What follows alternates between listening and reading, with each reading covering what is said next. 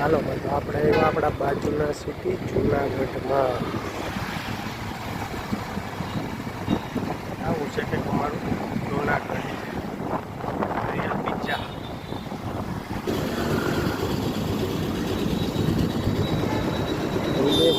કેળા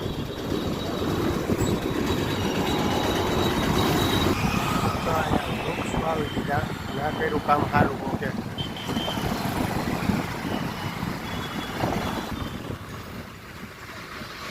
ચાલો તો ફાઇનલ હવે જુનાગઢના બાય બાય કહી દેવાનો ટાઈમ આવી ગયો છે.